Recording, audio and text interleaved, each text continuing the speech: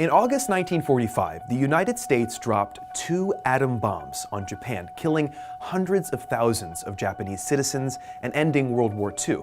But despite this devastating attack, less than a century later, Japan and the United States have become close political and social allies. In 2011, 85% of Japanese people polled viewed the US favorably. So why doesn't Japan hate the US?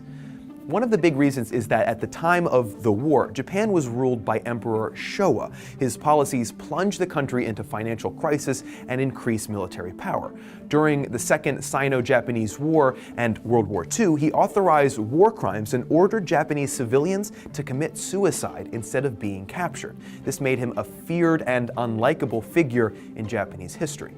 The end of the war also had a silver lining. Neither Japan nor the US stood any chance of invading each other, meaning that the protracted sea battle was going to continue indefinitely. On top of that, the USSR had also just joined the war against Japan. With the war over, Japan's communist neighbors threatened their existence. But from 1945 to Japan's independence in 1952, the United States occupied and rebuilt the country with a heavy emphasis on growth and stability. They promoted New Deal policies to help the economy, pushed for labor rights and unions, and dismantled existing monopolies and overhauled the education system.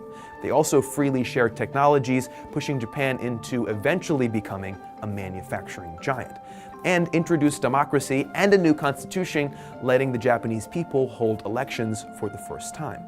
Essentially, American involvement in post-war Japan, along with their significant financial support, launched the country into one of the biggest economic recoveries in recent history.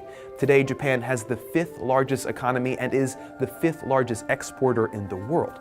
The US is Japan's strongest economic partner, and as a result of their intervention, the US has enjoyed consuming Japan's exports, particularly cars and electronics. Additionally, the two countries share a mutual security assistance pact, which essentially says that both countries will militarily defend each other from any foreign attacks. These efforts, in addition to lessened tensions as subsequent generations have shifted their priorities, has led to a close and complementary relationship between the two countries. While the United States and Japan maintain a strong relationship today, China is another story. To learn about the dark and violent past between the two Asian nations, check out our video here. In 1937, imperialist Japan, which is a very different country than current-day Japan, invaded China and captured the Chinese capital of Nanking. Thanks for staying with us here on TestTube. We'll be back tomorrow, so please subscribe.